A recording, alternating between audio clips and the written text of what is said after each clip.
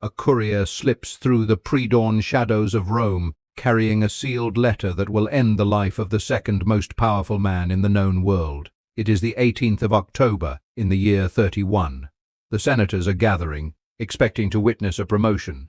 Instead, they are about to become executioners. This is the ultimate betrayal, orchestrated from an island fortress hundreds of miles away. Lucius Aelius Sejanus had orchestrated a masterpiece of manipulation. He was merely an equestrian, a man of the lower nobility, yet he had climbed to the very apex of the Roman Empire. His ascent relied on exploiting the profound anxieties of an aging ruler. Emperor Tiberius, burdened by the immense weight of Augustus and his legacy, found solace in this singular, ruthlessly efficient confidant. The emperor called him the partner of my labors. The foundation of this unprecedented influence was the Praetorian Guard, the elite military unit tasked with protecting the emperor. When Sejanus became its sole commander, or prefect, he revolutionized its structure. He convinced Tiberius to bring the scattered cohorts from the surrounding Italian towns into a single, massive fortress just outside Rome and its ancient walls. This was the Castra Praetoria, a sprawling complex of brick and stone, concentrating thousands of heavily armed soldiers at the edge of the capital fundamentally altered the balance of power. The citizens of Rome awoke to a new reality. The constant rhythmic marching of boots and the glint of iron outside the city gates served as a perpetual reminder of who truly held the monopoly on violence.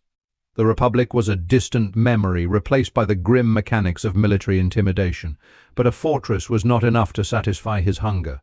To secure an unimpeded path to the throne, he had to eliminate the legitimate heirs. The most formidable obstacle was Drusus, the emperor's own son. Sejanus recognized that a direct assault would be suicidal. Instead, he deployed the oldest and most insidious weapon in the imperial arsenal, striking from the shadows where steel could not reach. He seduced Livilla, the wife of Drusus, turning her into a willing accomplice. Together, they introduced a slow-acting poison into the prince and his daily wine.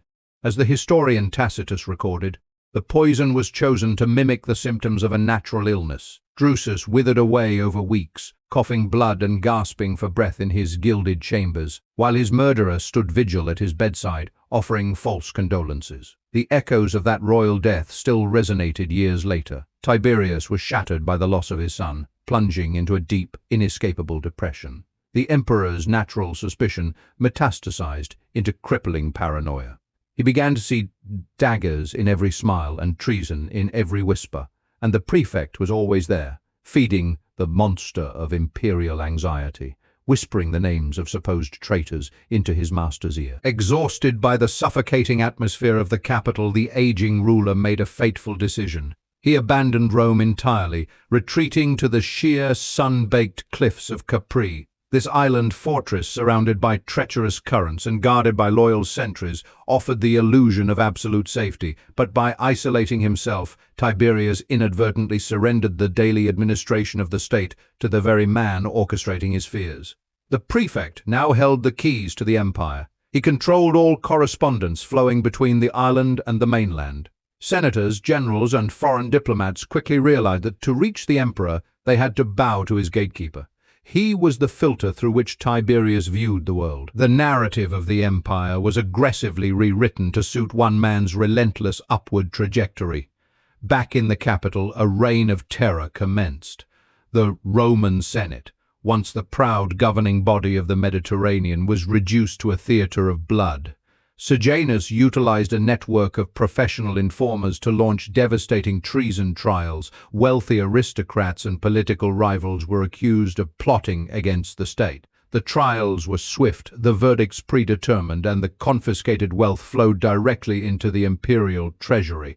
A suffocating silence fell over the bustling forums and narrow alleyways. Trust evaporated instantly. A misplaced word at a dinner party, a joke overheard by a servant, or even a failure to adequately praise the prefect could result in a midnight knock at the door. Neighbors turned against neighbors. The vibrant, chaotic energy of the metropolis was strangled by the invisible, omnipresent grip of the secret police. Emboldened by his absolute control, the commander overreached. He sought to marry into the imperial family, a brazen attempt to legitimize his eventual succession. He began to act less like a servant and more like a co-emperor, allowing sacrifices to be made before his own statues. His arrogance blinded him to the one vulnerability he could never patch. His power was entirely derived from a man he believed he had neutralized. The illusion of the emperor's ignorance shattered when a smuggled letter finally breached the blockade of Capri. Antonia, the respected sister-in-law of Tiberius, bypassed the Praetorian guards and delivered a detailed, damning account of the treasonous plot. The old ruler read the words, and the fog of manipulation lifted. The realization that his closest friend had murdered his son and hijacked his empire ignited a cold, calculating fury. Tiberius knew he could not simply order an arrest. The traitor commanded the only armed force in Italy. A direct confrontation would spark a catastrophic civil war. Instead, the emperor crafted a counterplot of staggering brilliance. He secretly appointed a new commander, Macro, and sent him to Rome with a carefully drafted letter designed to lull his target into a false sense of absolute security. On that fateful October morning, Sejanus entered the Temple of Apollo, expecting the letter to grant him tribunician power, step to the throne. As the document was read aloud, the tone slowly, agonizingly shifted. It began with praise, meandered through minor complaints, and suddenly pivoted to a vicious denunciation. The trap snapped shut.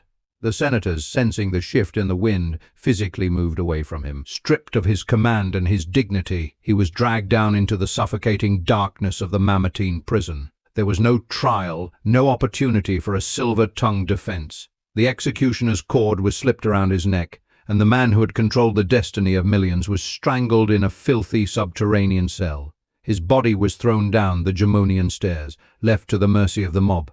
The backlash was instantaneous and apocalyptic.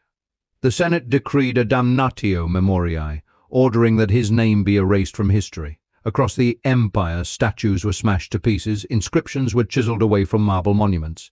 Coins bearing his likeness were melted down. The Roman state attempted to obliterate the very memory of his existence, treating his ambition as a contagion that had to be scorched from the earth. The vengeance of the state did not stop at his corpse. His family was systematically hunted down. His children, innocent of their father's political machinations, were dragged to the executioner. The brutality inflicted upon his young daughter remains one of the darkest, most stomach-churning footnotes in Roman history, a testament to the absolute ruthlessness of a terrified regime desperate to sever the bloodline of a traitor. The story of this unprecedented rise and catastrophic fall exposes the terrifying fragility of trust at the pinnacle of human authority. He exploited the very mechanisms designed to protect the state, turning the emperor's shield into a sword against the republic.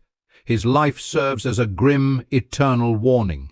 In the shadow of absolute power, those who held the keys to the empire were often the first to be devoured by it.